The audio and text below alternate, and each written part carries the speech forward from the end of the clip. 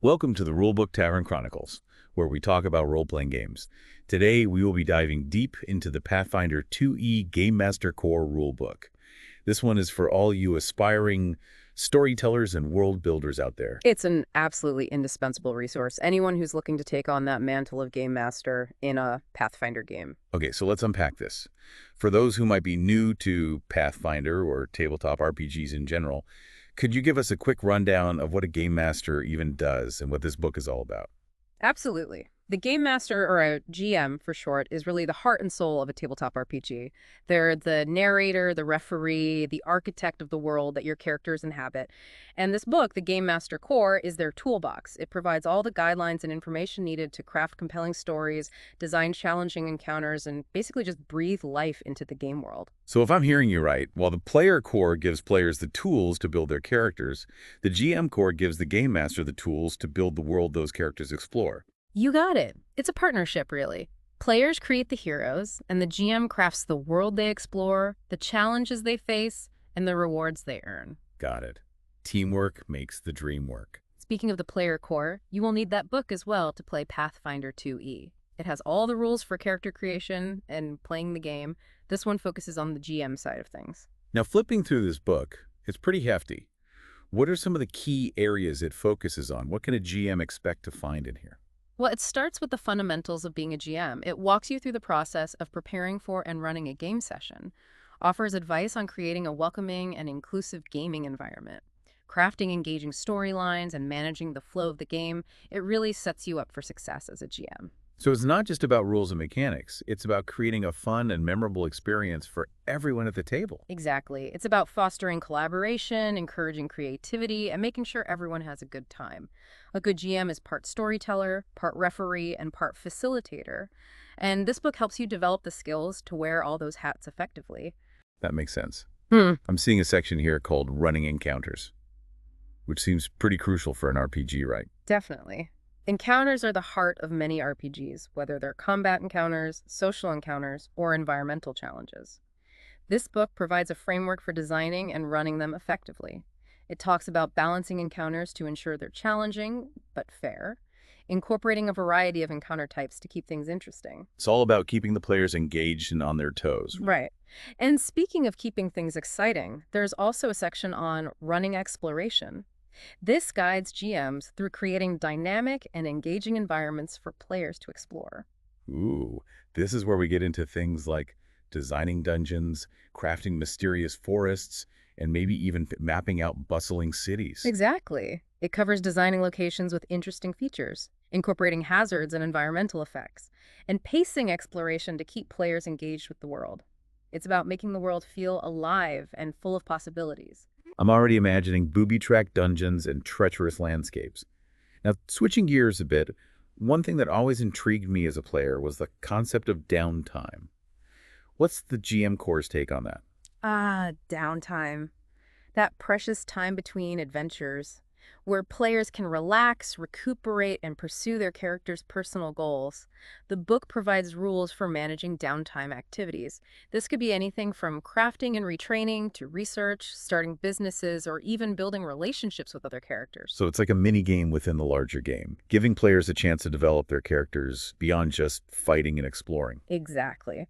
Downtime can be a great way to flesh out a character's backstory, develop their skills, earn some extra gold, and really embed them in the world. It's all about giving players agency and letting them shape their character's story. That makes a lot of sense. Now let's talk about a potentially challenging aspect of being a GM rewards. It can be tough to figure out how to properly reward players for their efforts. What kind of guidance does the GM Core offer on that front? Rewards are a crucial part of any RPG, and the book covers them extensively. It goes beyond just showering players with gold and magic items, though those are definitely part of the fun. It emphasizes the importance of tying rewards to a character's goals and motivations, really making it feel like their actions have meaningful consequences. So a reward could be something as simple as a heartfelt thank you from an NPC, or as grand as a powerful artifact that helps them achieve their ultimate goal. Exactly. It's all about making rewards feel meaningful and relevant to the story. The GM Core provides a framework for thinking about rewards creatively and tailoring them to your specific game. That's a great point. Now I'm looking at the treasure section, and it's massive. Yeah. What kind of goodies can GMs find in here to sprinkle throughout their games? This is where things get fun. The GM Core provides a wealth of options for GMs to stock their game world with treasure. From basic weapons and armor to powerful magic items and legendary artifacts. It even provides guidelines for creating custom items, tailoring them to the specific campaign setting. So whether players want to be a heavily armored knight wielding a glowing sword or a cunning rogue wielding a vial of potent poison, the GM Core has them covered. Absolutely. And it's not just about giving out loot. It's about making that loot feel special and integrated into the world. Okay, this is fantastic. We've talked about a lot of nuts and bolts stuff, but what about the big picture? Does the book offer any guidance on designing entire campaigns? You bet it does. The building games section goes beyond individual encounters and adventures to discuss the larger framework of a Pathfinder campaign. It covers campaign structure, themes, pacing, and even offers advice on creating memorable villains and overarching storylines that can span multiple sessions. Wow, so it's really a one-stop shop for GMs who want to craft epic adventures. Precisely. It empowers GMs to think big, develop compelling narratives, and create worlds that their players will love to explore. I'm seeing something called the Age of Lost Omens, mentioned a few times. What exactly is that? The Age of Lost Omens is the current era in Golarion, the official setting of Pathfinder. The book provides a wealth of information about the Age of Lost Omens, including its history, key factions, important locations, and even details about the gods and their influence on the world. It's basically your encyclopedia for running a game set in Golarion. So if a GM wants to run a game in Golarion, this section is a must-read. But what if they want to create their own unique setting? Does the book offer any guidance for that? Absolutely. The Building World section provides advice on creating your own campaign setting from scratch.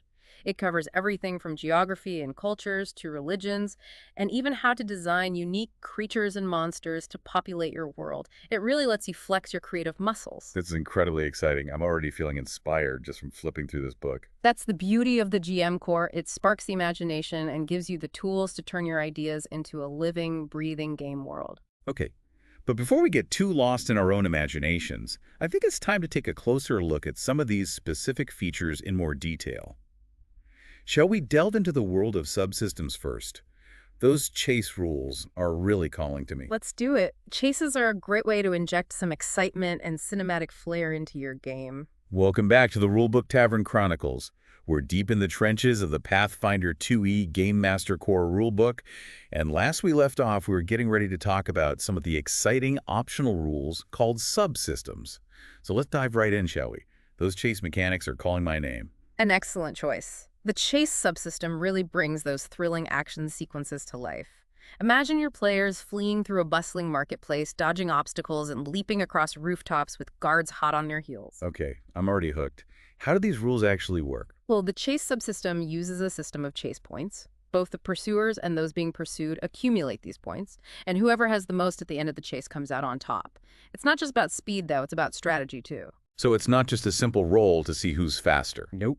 Players can spend actions to gain chase points by doing things like maneuvering through crowds, leaping over obstacles, or even using their skills to hinder their opponents. It makes for really dynamic and engaging chases. I can see how that would make things exciting and unpredictable. Yeah. What about the infiltration subsystem? Is that all about sneaking past guards and picking locks? That's the heart of it. The infiltration subsystem provides rules for those tense scenarios where stealth and cunning are paramount. Think heist movies, sneaking into a heavily guarded fortress, or even just trying to slip into that exclusive party you weren't invited to. Ooh, I'm already imagining some fun role-playing opportunities there. So how does the subsystem handle stealth? Well, it uses a system of infiltration points to track the infiltrating party's progress and awareness points to represent how alert their adversaries are. It creates a really engaging back and forth. Your players need to carefully choose their actions to avoid raising the alarm. It sounds like a balance of strategy, skill, and a bit of luck. What about the reputation subsystem? We touched on this briefly earlier, but I'd love to hear more about how it works.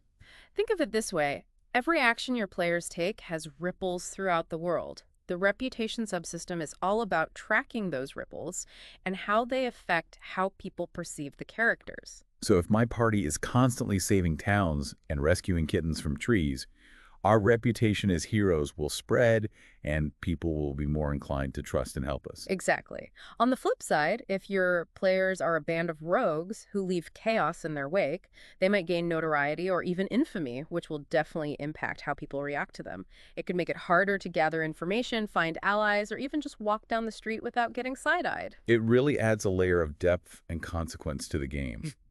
So let's shift gears a bit and talk about the leadership subsystem. It sounds like it could open up a whole new dimension to gameplay. It absolutely does. The leadership subsystem lets players build and manage their own organizations.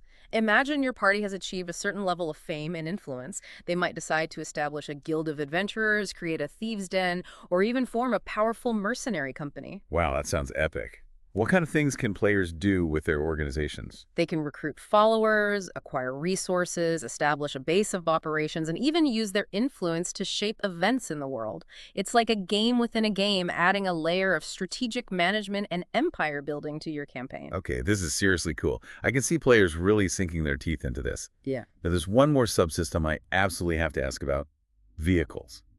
I'm picturing epic chariot races, daring aerial battles, and swashbuckling sea voyages. Tell me it's as awesome as it sounds. It absolutely is. The vehicle subsystem brings those exciting scenarios to life. It provides rules for designing, customizing, and operating a variety of vehicles, from simple carts and rowboats to powerful warships and even magical airships. Okay, stop. I can only handle so much awesome at once. So you're telling me I could design my own pirate ship complete with cannons, sails, and a crew of salty sea dogs? Precisely. Or you could craft a flying fortress complete with magical defenses and a crew of loyal sky knights. The possibilities are limited only by your imagination and the resources our players can acquire. Now, shifting gears a bit, let's talk about something that's near and dear to every player's heart treasure. We touched on the treasure section briefly earlier, but I'm hoping we can delve a bit deeper into the kinds of loot GMs can find in this book. The treasure section is a real treat. It's overflowing with options for GMs to reward their players and make their characters feel truly powerful. You'll find everything from simple weapons and armor to potent alchemical concoctions, magical items, and even legendary artifacts that could change the course of history. Okay, I'm all ears. What kind of awesome magical items are we talking about? We're talking about rune stones that can be etched onto weapons and armor to grant them special properties, wands that crackle with arcane energy, staves that channel divine power, and wondrous items with a myriad of effects. It's a treasure hunter's paradise. So there's something for every playstyle, whether you prefer to hack and slash through enemies, support your allies with healing magic, or outwit your opponents with cunning tricks. Exactly. The variety of magical treasures is truly impressive, and it allows GMs to cater to different playstyles and reward players in ways that feel meaningful to their characters. Now, I noticed the treasure section also mentions something called intelligent items. What are those exactly? They sound pretty intriguing. Intelligent items are magical items with a spark of sentience. They have their own personalities, goals, and even the ability to communicate with their wielders. So it's possible to have a talking sword that offers tactical advice during battles, or a magical ring that whispers cryptic prophecies. Absolutely. Imagine a sentient shield that boasts about its defensive capabilities, or a mischievous pair of boots that tries to lead its wearer astray. Intelligent items add a whole new level of role-playing and storytelling potential to the game. They can be powerful allies, but they can also be unpredictable and even dangerous if their goals don't align with those of their wielders. Okay, that sounds like a recipe for both fun and chaos, which is always a good thing in an RPG. Before we wrap up this part, I want to circle back to world building. We talked about the Age of Lost Omens, which is Pathfinder's official setting.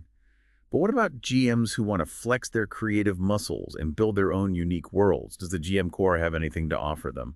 It absolutely does. The Building World section is a treasure trove of information and advice for aspiring world builders. It guides you through every step of the process, from designing continents and climates to developing cultures, religions, and even unique creatures and monsters to populate your world. So it's a step-by-step guide to creating a world that's tailored to your specific vision. Precisely. It's an incredibly powerful tool for GMs who want to go beyond the established world of Calarian and create something truly unique and special. Well, folks, we've covered a lot of ground in this part. We've delved into the world of subsystems, explored the riches of the treasure section, and even touched on the art of world building. We've certainly had a busy time, but there's still more to explore in the Pathfinder 2e Game Master Core. Join us in the final part as we wrap up this epic deep dive. Welcome back, adventurers, to the Rulebook Tavern Chronicles. We're on the final leg of our journey through the Pathfinder 2e Game Master Core Rulebook, and I'm eager to see what other treasures we can unearth. Excellent. There's still plenty to discover. Last we spoke, we were talking about crafting unique worlds, and that ties in perfectly with one of the core strengths of this book. It's flexibility. It gives you, the GM, a ton of tools to build the kind of game you want to run, whether you're using the official setting of Galarian or crafting a world entirely your own. Flexibility is key, right? Every gaming group is different. Yeah. So having a system that can be adapted to different play styles and preferences is so important. Speaking of flexibility, are there any other tools in the GM Core that GMs can use to customize their games? Absolutely.